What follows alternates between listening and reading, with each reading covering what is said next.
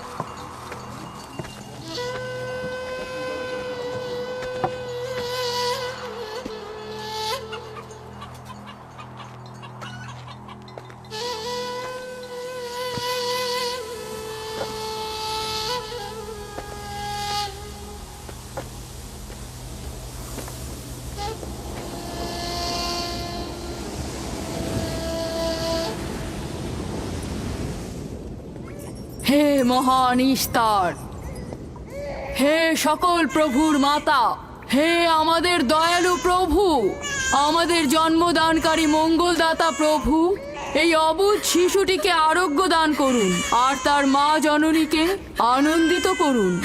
এই অবুঝ শিশুর মাতা প্রতিজ্ঞা করেছে প্রভু, তোমার দরবারে সে মূল্যবান হাদিয়া প্রদান করবে।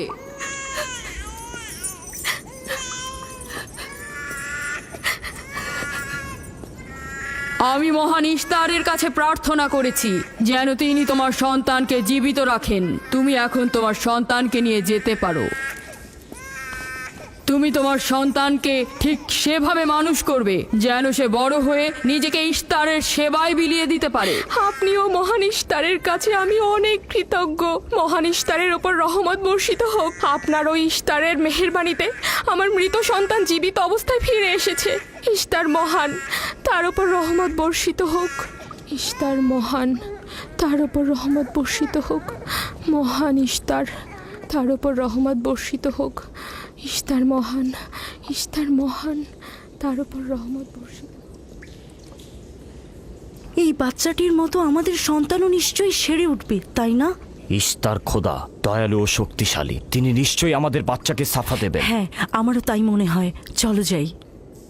তোমাদের এ কি হলো? তোমরা তো নিজেরাই ফেরেশতার সেজদা পেয়েছো, আর এখন কিনা নিজেরাই নিজেদের সেজদা করছো। এই পৃথিবীর সৃষ্টির সকল কিছুই ইনসানকে তাসলিম করে, আর তোমরা কিনা প্রাণহীন নির্জীব পাথরকে তাসলিম করছো। এই শোনো, খবরদার বলছি, তুমি এসব বেহুদা কথাবার্তা বলে আমাদের খোদাকে অপমানিত করবে না। আমি এই কথাগুলো নিজে থেকে বলছি না, আমি খোদা কর্তৃক প্রেরিত কথাগুলো এই কিতাব থেকে বলছি। এটি হচ্ছে আসমানি সহি কিতাব, যা আমার দাদা ইব্রাহিম নবীর উপর নাজিল হয়েছিল।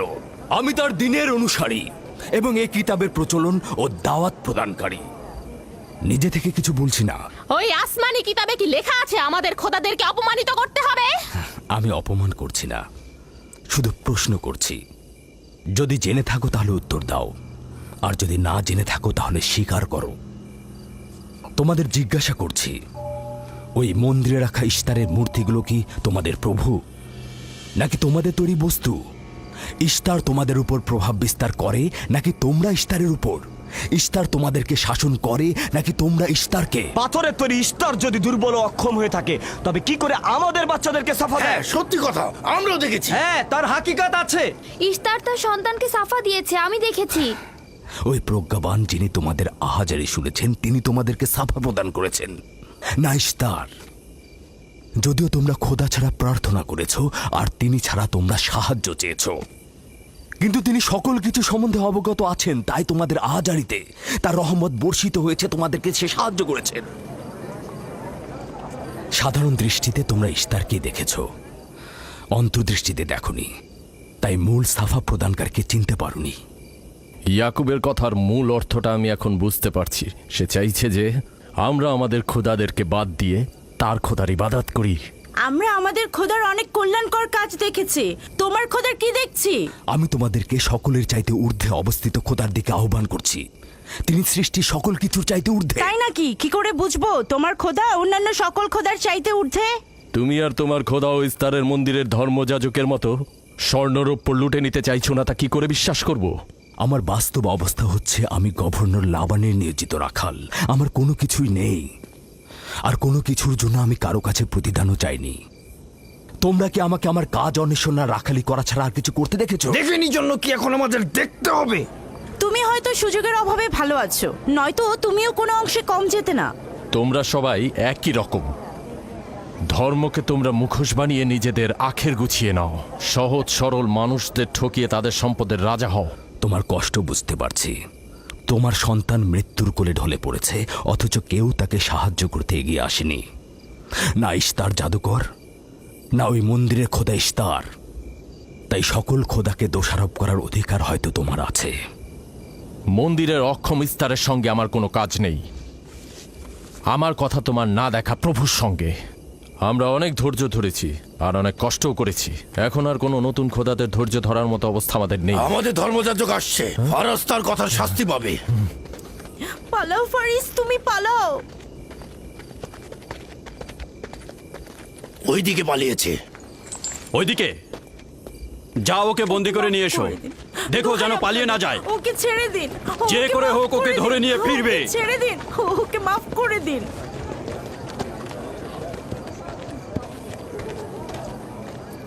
যদি শুধুমাত্র গভর্নরের জামাতা না হতে, তাহলে আমি জানি তোমাকে কিভাবে শায়েস্তা করতে হয়। মন্দিরের কোনো প্রতিনিধির সাথে আমার কোনো কাজ নেই। তোমরা সবাই চলে যাও। ইয়াকুবের কুফরি কথায় তোমরা কেউ কান দেবে না, আর কেউ বিশ্বাস করবে না। তোমরা কি কেউ দেখছো না? হ্যাঁ, এই ইয়াকুব তার কুফরি কথাবার্তার কারণে ফাদ্দানে দুর্ভিক্ষ নিয়ে আসছে। আমাদের ধর্মযাজক ঠিক কথাটাই বলেছেন। ইস্তারের অভিশাপে বালা মুসিবত আসার পূর্বেই চলো চলো আমরা এখান থেকে চলে যাই।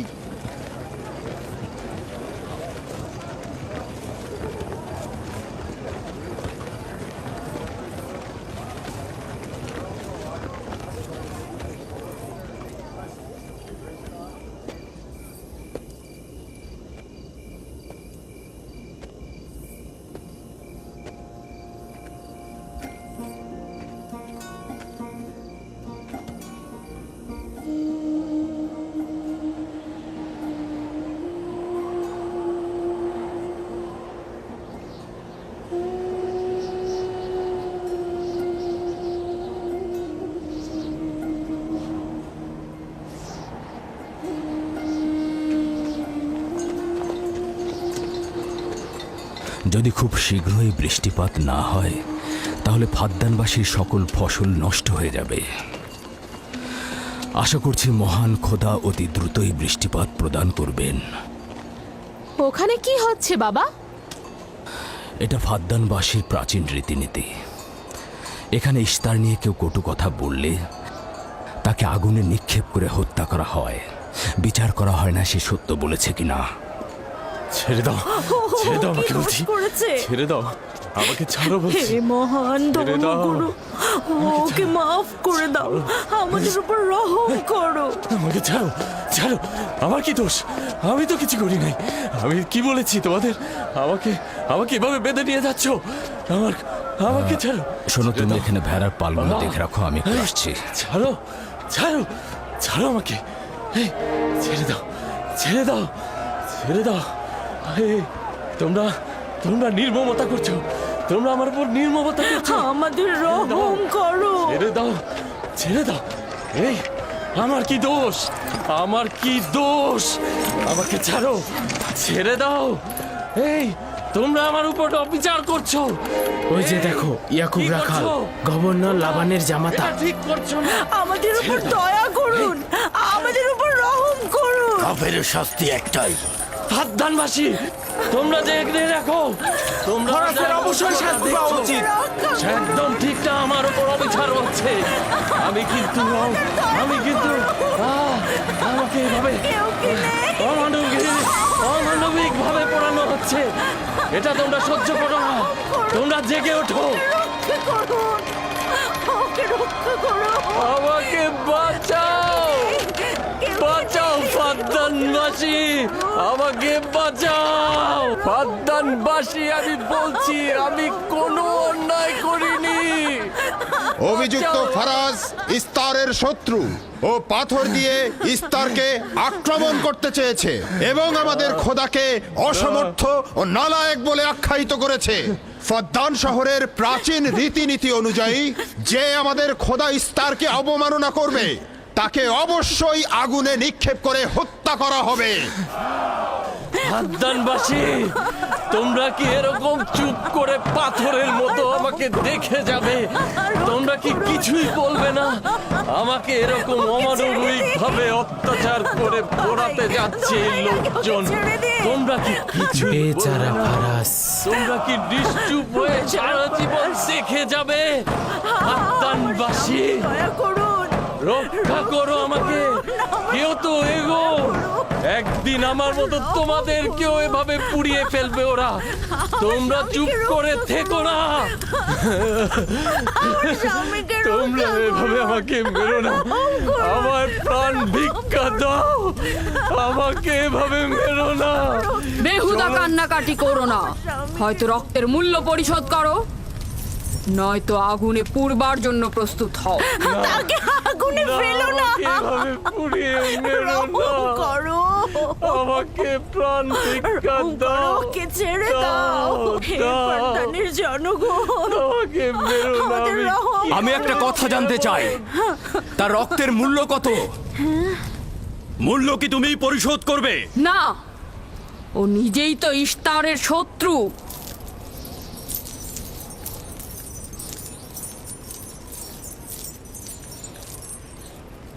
তুমি নিজেই তো ইস্তারের শত্রু। প্রথমে তোমার নিজের রক্তের মূল্য পরিশোধ করো। তাহলে আমাকে বন্দি করছো না কেন? বন্দি করো।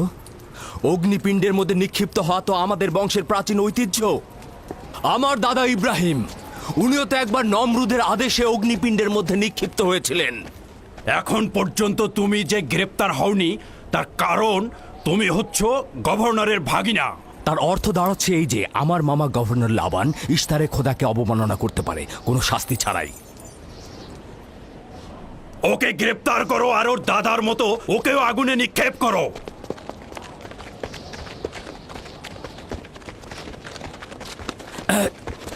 ছেড়ে দাও, আমার প্রশ্নের উত্তর দাও, ছেড়ে দাও আমাকে। এই, এখানে কি হচ্ছে এসব?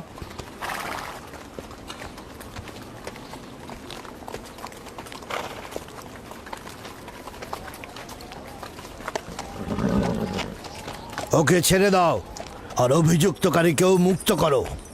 ফারাসের অবশ্যই শাস্তি পাওয়া উচিত। যখন ইয়াকুব জীবনের মূল্য পরিশোধ করতে চায় তখন তোমাদের কোনো অধিকার নেই ওকে শাস্তি দেবার।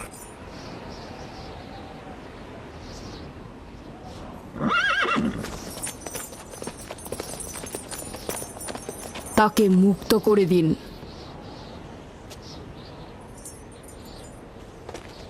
ইয়াকুব, তুমি অবশ্যই ফারাসের জীবনের মূল্য স্বরূপ 500 দিনার পরিশোধ করবে।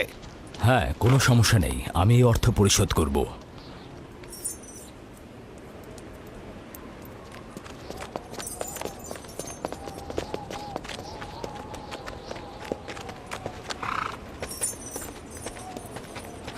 খোদা তাআলা আমার দয়ালু মামাকে হেফাজত করুক। ইয়াকুব, আমি তোমাকে কতক্ষণ এরকম বিপদ থেকে বাঁচাতে চোখে চোখে রাখবো?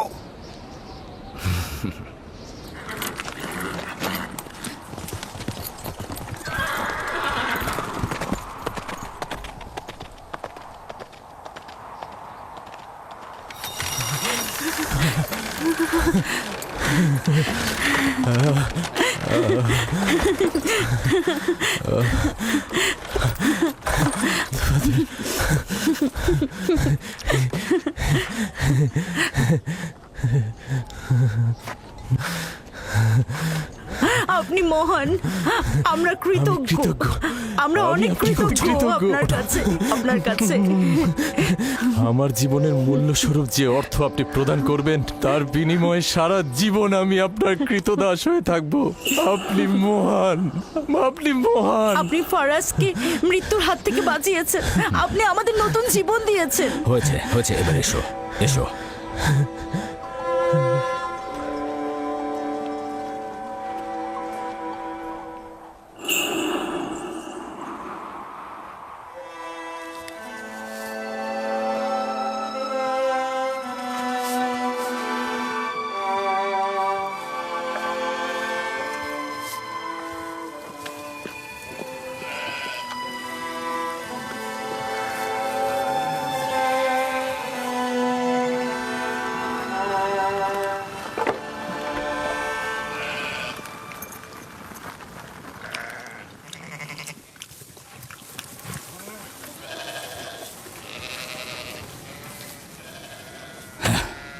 লোকটি আসলেই খুব ভালো, আসার পর থেকে শুধু কাজই করে যাচ্ছে।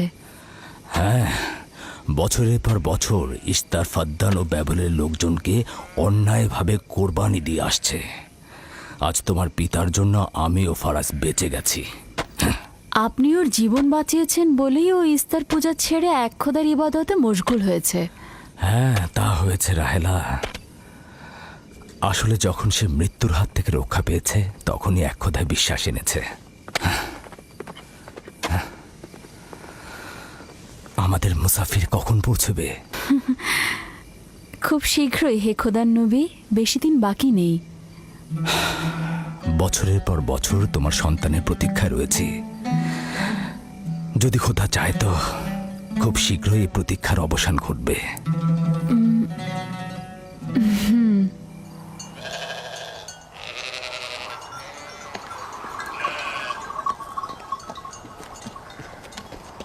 ইস্তেকদার, তোমার ও তোমার পরিবারকে সালাম। তোমার উপরও দরুদ বর্ষিত হোক ইয়াকুব রাখাল। হ্যাঁ, কৃতজ্ঞতা জ্ঞাপন করছি। মন্দিরে ইস্তারের জন্য খোরমা হাদিয়ে নিয়ে যাচ্ছ? প্রভুদেরকে তো অবশ্যই খুশি করতে হবে, তা না হলে তো এবছর বৃষ্টিপাত হবে না, তাই না? আমার কিন্তু মনে হয় মন্দিরের ইস্তারে চাইতে তোমাদের বেশি দরকার ওই খোরমা। তোমার কাজ হচ্ছে আমাদের খোদাকে অপমানিত করে আমাদেরকে রাগান্বিত করা, তাই তো? তোমরা কি নিশ্চিত যে ইস্তারের মন্দিরের ওই পাথরের মূর্তিগুলো সত্যিকার অর্থে বৃষ্টি বর্ষিত করতে পারবে? তোমার এসব কুফুরি কথাবার্তার কারণেই আমাদের মন্দিরের খোদা নাখোশ হয়েছে, আর এই কারণেই ফাদ্দানের আকাশে আজ মেঘ নেই। এই ইয়াকুব, ইস্তারের অবমাননা থেকে তুমি নিজেকে রক্ষা করো। চলে এসো, চলে এসো।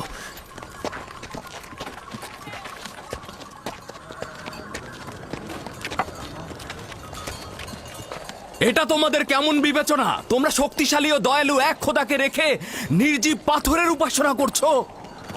কেন তোমরা বিষাদগ্রস্ত জমিনে নিজেদের আত্মাকে এক খোদার ইমানের নূরে আলোকিত করছো না?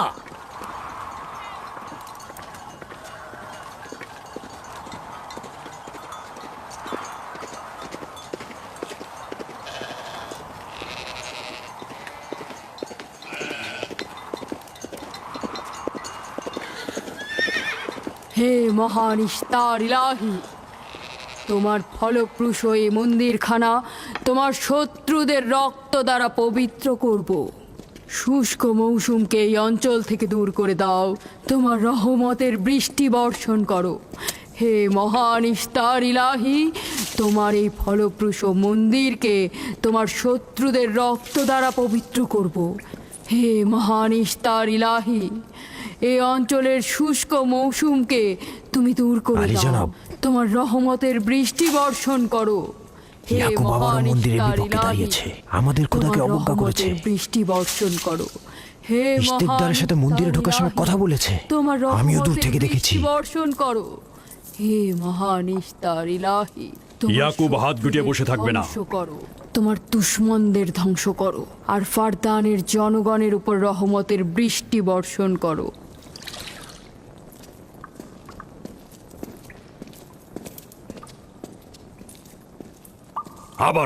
ইয়াকুব শুরু করেছে।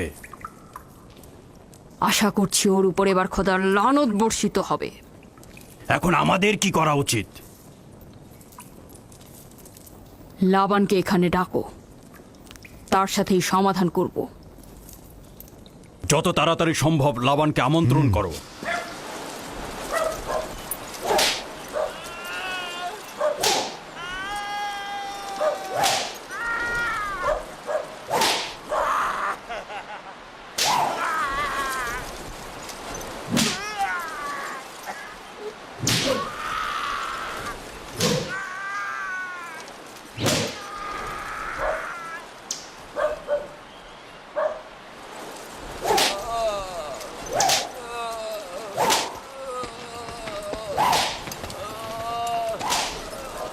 জনাবে আলী, ইস্তার মন্দিরের মহান ধর্মগুরু আপনাকে সাক্ষাতের জন্য আমন্ত্রণ জানিয়েছেন। গুরুত্বপূর্ণ কিছু? হ্যাঁ জনাবে আলী। এই, এবার বন্ধ করো।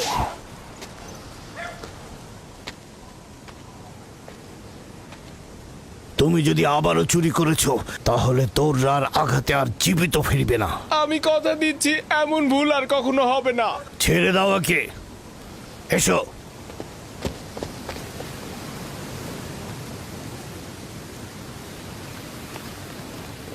প্রকৃতপক্ষে বিষয়টা আসলে আপনার জামাতা ইয়াকুবকে নিয়ে। ইয়াকুবের আমলনামা তার নিজের সঙ্গে সম্পৃক্ত। আমি উত্তরদাতা নই। না ঠিক আছে, কিন্তু ইয়াকুব তো ইস্তারকে অবজ্ঞা করে। এটা ধর্মগুরুদের কর্তব্য তার প্রশ্নের উত্তর দেওয়া। আর যদি উত্তর দিতে সক্ষম না হও তাহলে কেন আমার শরণাপন্ন হও?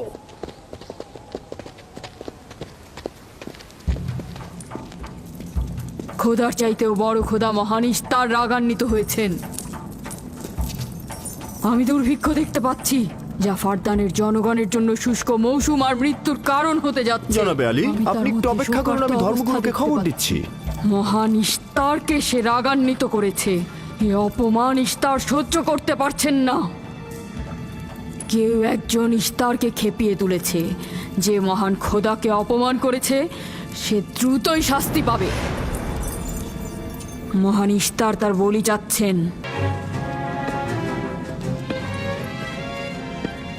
লাবান, কেন তোমার ভাগিনে ইয়াকুবের কুফরি বন্ধ করছো না? তোমরা তো ব্যাবিলনের জনগণের ইমানের মালিক। তার প্রশ্নের জবাব দিয়ে দাও। আমি তো গভর্নর, ধর্মগুরু নই। কিন্তু সে তোমার ভাগিনা এবং তোমার কন্যাদের স্বামী। আমি ফারদানের শান্তি আর নিরাপত্তায় নিয়োজিত। আমার ভাগিনার কার্যাবলী দেখার জন্য নয়। এই কারণেই তাকে শান্ত করতে হবে। সে ফারদানের শান্তি নষ্ট করছে। ফারদানের শান্তি ফিরিয়ে আনতে হবে, তা না হলে অতি দ্রুত ফারদানের বুকে দুর্ভিক্ষ নেমে আসবে, আর এটার দায়ভার সম্পূর্ণ ইয়াকুবের। কি করে করি বলো? ইয়াকুব এখানে ভেড়া রক্ষণাবেক্ষণের প্রধান ব্যক্তি, অর্থনৈতিক চালিকা শক্তিও বটে। আর ও কিনা হয়ে গেল এখানকার বদখদের প্রধান কারণ। হ্যাঁ, কারণ ও এখনো ইস্তারের কুফরি করেই যাচ্ছে। ইয়াকুব তো ব্যাবিলনের খোদাদের উপর ঈমান আনেনি, কিন্তু তারা তো কিছু বলেনি। ব্যাবিলনের খোদাদের প্রতি ঈমান না আনলেও তাদেরকে কখনো অবজ্ঞা করে কথা বলেনি। কিন্তু এখানে তো সে মহান ইস্তারকে অবমাননা করেই চলেছে। তুমি অবশ্যই তাকে শান্ত করবে। অবমাননা করে? অবশ্যই করে। তুমি কি কখনো ভেবে দেখেছো যে ব্যাবিলন রাজ্য কেন তোমাকে নিয়োজিত করেছে? তাহলে এটাও জেনে রাখো কেন আমাকে গভর্নর নিয়োগ করা হয়েছে। উত্তম হলো এটা জানা যে আমি ব্যাবিলন থেকে ফরমান গ্রহণ করি, না তোমাদের থেকে, না তোমাদের ইস্তার থেকে। যদি ইস্তারের মন্দিরের ধর্মগুরু বাবেল এই কথাগুলো তুলে ধরেন তবে কোনো অসুবিধা নেই তো?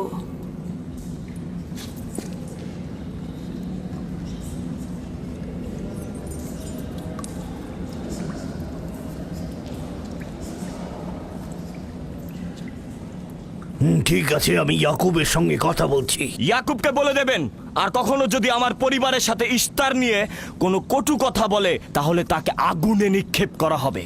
কুকুরের ছানা তার বাবা মার কাছে ঘেউ ঘেউ শেখার আগে নেকড়ের কাছে ছিন্ন ভিন্ন হয়ে যায়। তোমার নিজের জবানের হেফাজত করো। এবারের মতো ক্ষমা করে দিচ্ছি, পরের বার কিন্তু করব না।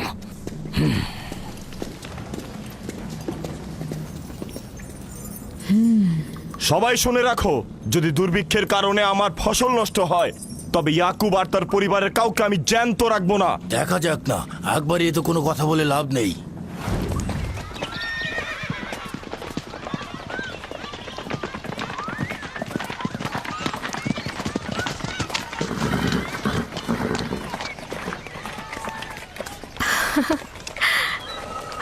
আব্বাজান এসেছেন।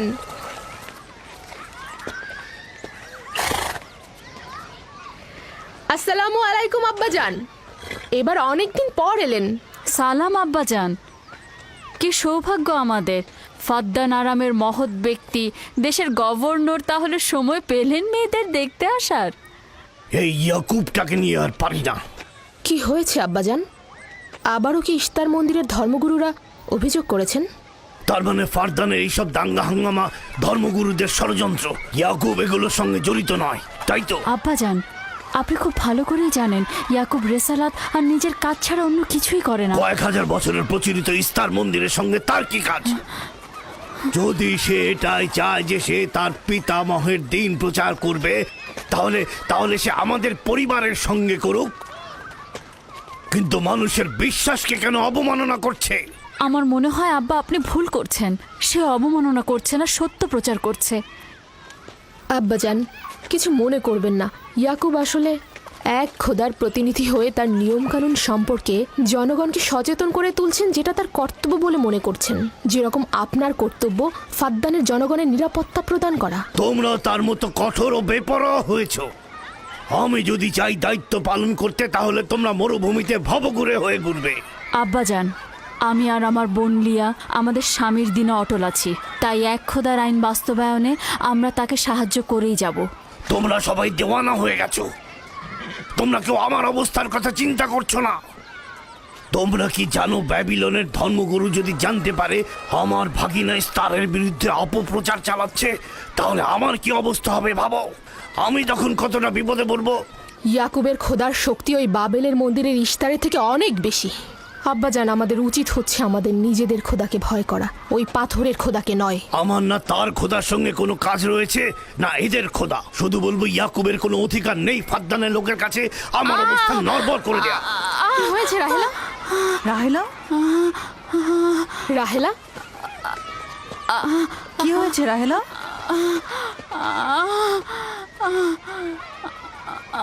রাহেলা, রাহেলা, কি হলো তোমার? এমন করছো কেন? আলহামদুলিল্লাহ, মনে হয় সময় হয়ে গেছে। যাও, ধাত্রীকে খবর পাঠাও। আচ্ছা আচ্ছা, যাও, চলো আমরা সবাই মিলে ওকে ঘরে নিয়ে যাই। হ্যাঁ চলো চলো।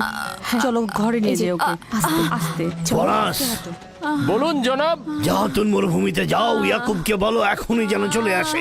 খুবই দ্রুত যাও। জি আচ্ছা। আমার ঘোড়াটা নিয়ে যাও।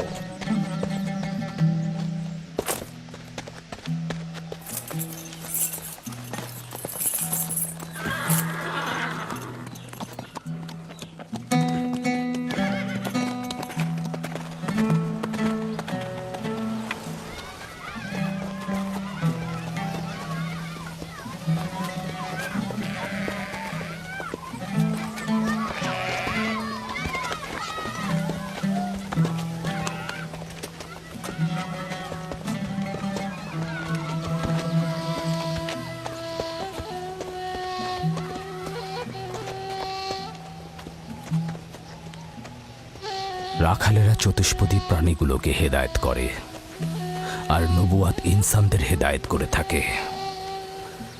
সম্ভবত এ কারণেই অধিকাংশ নবী রাখাল ছিলেন। আমি ইসরায়েল ভেড়াগুলোর সঙ্গে আমার সন্তানদেরও মরুভূমিতে নিয়ে এসেছি, যাতে তারা হেদায়েত গ্রহণ শিখতে পারে। আমার সন্তান বনি ইসরায়েলেরা কেন ক্ষমতা ও পেশি শক্তিকে মূল দণ্ড হিসেবে মনে করছে? আমি তো তাদেরকে পেশি শক্তি বা জোর করে চাপিয়ে দেওয়া কোনো কিছু শিক্ষা দেইনি। তোমরা কি শুরু করলে? তোমরা কি শুরু করলে? ওঠো, ওঠো শামুন, ওঠো। আমার উত্তরাধিকারী ও পরিবারের প্রধান সেই হবে যে খোদাকে সবচাইতে বেশি ভালোবাসবে। ইব্রাহিম ও ইসহাক ছিলেন সর্বোৎকৃষ্ট। তার মানে এই নয় যে তারা অধিক শক্তিশালী ছিলেন। শক্তি দিয়ে সবকিছু জয় করা যায় না।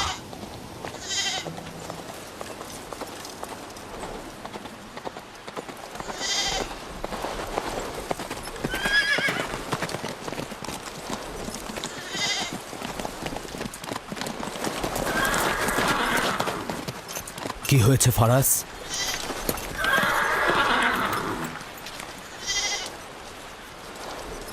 তোমরা ভেড়াগুলোকে নিয়ে আসো।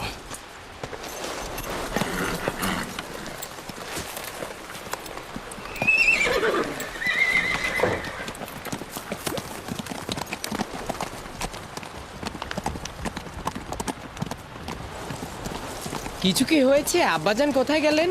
কিছুই না, ভেড়াগুলোকে একত্রিত করো, আমরা ফিরে যাব।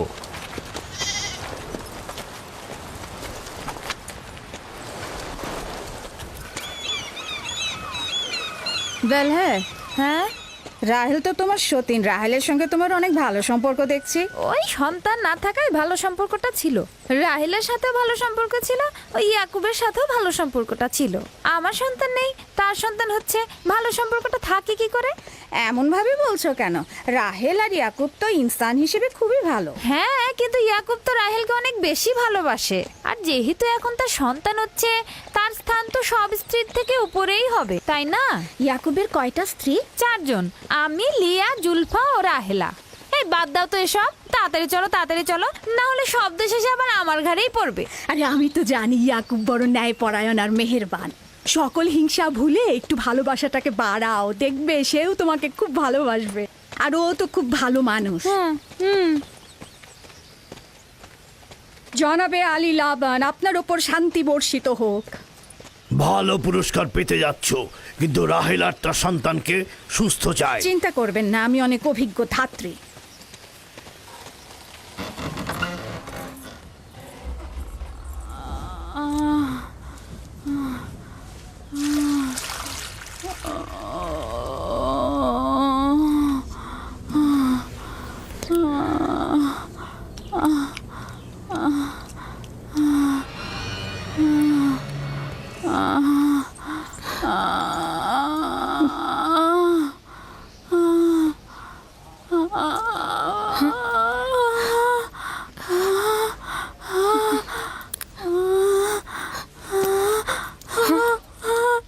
চিন্তা করো না, সব ঠিক হয়ে যাবে, খোদা মহান।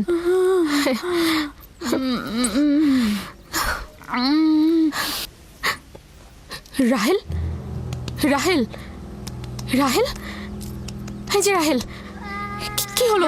কথা বলো। রাহেল, রাহেল, রাহেল, রাহেল তো রাহেল? বেহুশ হয়ে গেছে। রাহেল, রাহেল চোখ খোলো, রাহেল কথা বলো, রাহেল, রাহেল, এই যে রাহেল। রাহেলা, হ্যাঁ এমন তো নয় তার উপর ইস্তারের খোদা রাগ পড়েছে।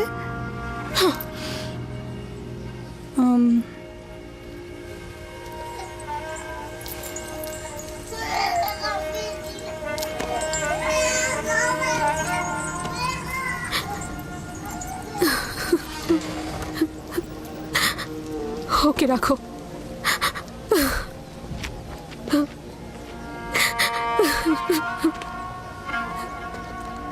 তোমরা তোমার খালার জন্য দোয়া করো, তোমাদের দোয়া খুব তাড়াতাড়ি কবুল হবে।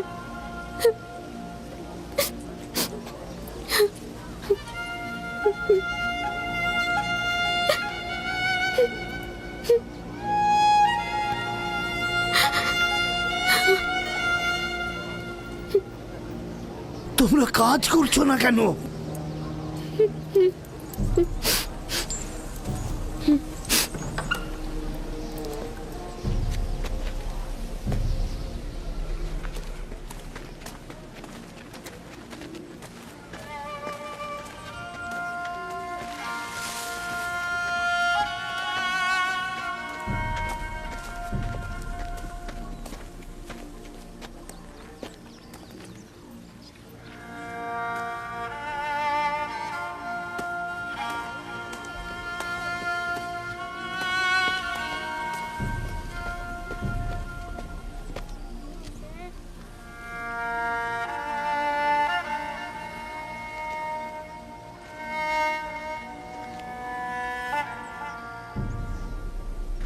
কেউ একজন ইস্তারকে রাগান্বিত করেছে।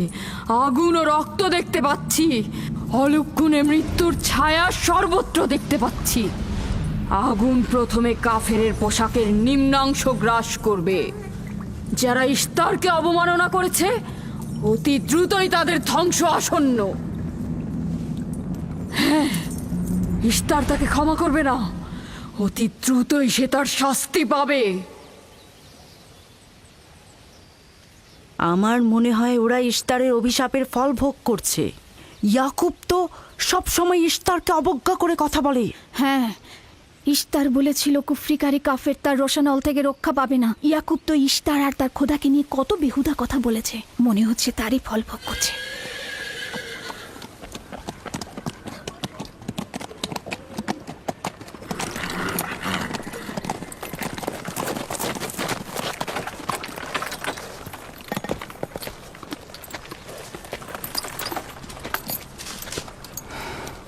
রাহেলের অবস্থা কেমন? আমি কিছু বলতে পারছি না।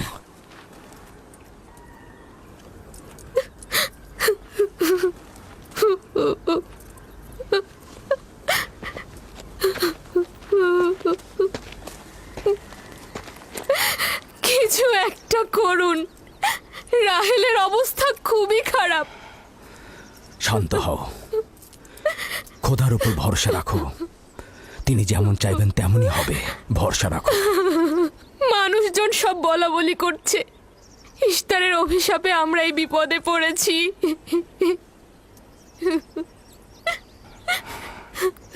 খুব ভালো, এবার দেখা যাক রাহেল ও তার সন্তানের খোদা সবচাইতে বেশি শক্তিশালী নাকি ওই ইশতারের খোদা। খোদা রহম করো। তোমরা রাহেলের দিকে লক্ষ্য রেখো, আমি একটু আসছি। কোথায় যাচ্ছেন? আমাদের এই অবস্থায় ফেলে যাবেন না। শান্ত থাকো, আমার একাকিত্বের প্রয়োজন। তুমি খোদার সঙ্গে যা করার করো, আমি হাত পা গুটিয়ে বসে থাকতে পারবো না। আমি অবশ্যই হেকিমি চিকিৎসার ব্যবস্থা করব। আমি চিকিৎসকের নিকটে যাচ্ছি, প্রকৃত চিকিৎসক।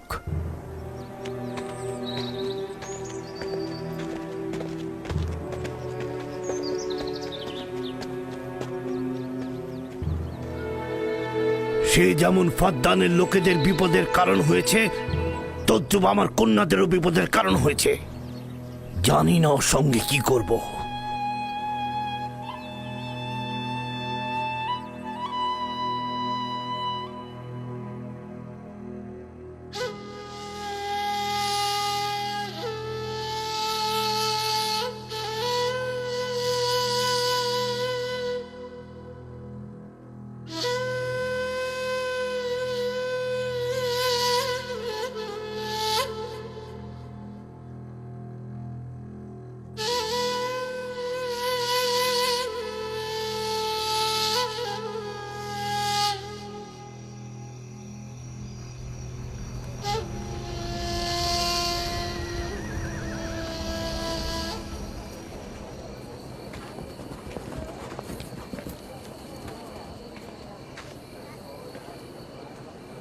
কেন যে ইশতার মাতাকে ডেকে আনছে না, সে তো সবচেয়ে বড় ধাত্রী।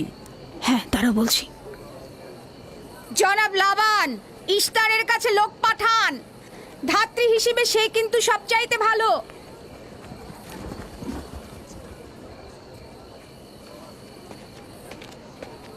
যাও গিয়ে খোঁজ নাও ইস্তার আছে কিনা। যা চাই তাই দেবো। বলবে লাবান বলেছে যদি তার কন্যাকে নাজাত দাও, ইয়াকুবকে ফাদ্দান থেকে বার করে দেবো আর তার পাপ থেকে ইস্তার মন্দিরকে রক্ষা করব। যাও।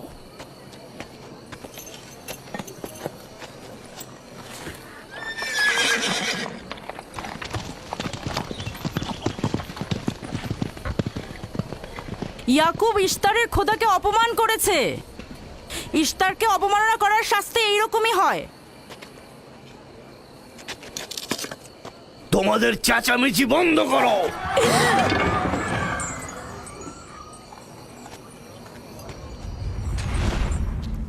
ইয়াকুবকে বলো কেন সে তার খোদার কাছে সাহায্য চাচ্ছে না। আমি যদি তার জায়গায় থাকতাম তবে অবশ্যই এ সময় আমার খোদাকে ভুলে যেতাম না। আমাকে পাঠিয়েছেন জনাব লাবান। তিনি কথা দিয়েছেন তার কন্যাকে যদি নাজাত দিতে পারেন, ইয়াকুবকে ফাদ্দান থেকে বের করে দেওয়া হবে। আমার দৃষ্টিতে এটা সর্বোত্তম সময় ফাদ্দানবাসীকে মহান ইশতারের কুদরত সম্পর্কে জানিয়ে দেবার এবং তার শক্তিমত্তা সম্পর্কে বুঝিয়ে দেবার এটাই উৎকৃষ্ট সময়। যদি রাহেলাকে বাঁচাতে পারো তাহলে তোমাদের উপর ফাদ্দানবাসীর ঈমান বৃদ্ধি পাবে। এখানে স্বর্ণরৌপ্যের ভাণ্ডার হবে। রাহেলের মৃত্যুও একই পরিণাম নিয়ে আসবে। বাদ দাও, মরে যাক। খুব ভালো, যাও এই কথাই গিয়ে বলো। রাহেলের মৃত্যু ইশতারের অভিশাপের ফল। একক খোদার ইবাদত করা এবং ইশতারকে দেখেও না দেখার ভান করার এমনটাই ফল। যদি এমনটা হতো, রাহেল ও তার সন্তানের মৃত্যুর পর আকাশ থেকে বৃষ্টি বর্ষিত হচ্ছে,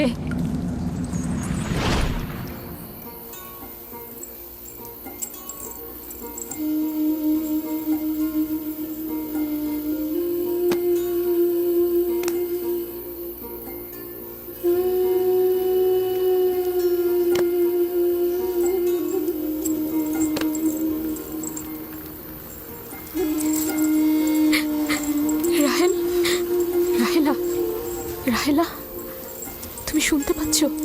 এই যে, রাহেল, কি করছো এসব? আরে ধোঁয়া দিয়ে জ্ঞান ফেরাতে হবে, তাহলে মা বাচ্চা মারা পড়বে। এই ধোঁয়া তাকে মেরে ফেলবে, সুস্থ করবে না।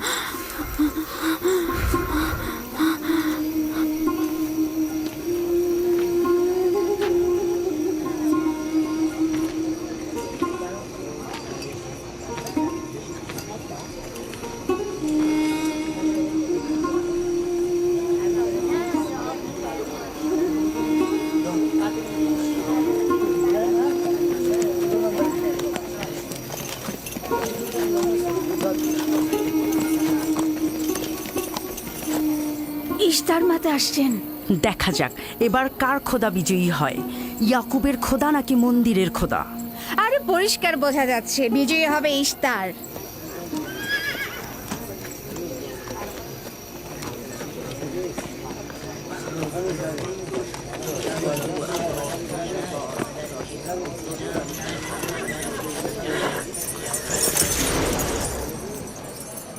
লাবান, আমার কথায় কষ্ট পেয়েছো তাই না? আর ইয়াকুব যে বলল তার খোদা সর্বশক্তিমান, অধিক দয়ালু, তবে তার খোদা কেন এসে তাকে সাহায্য করছে না? রাহেলের জীবন এখন তোমার হাতে, তুমি তাকে সাহায্য করো।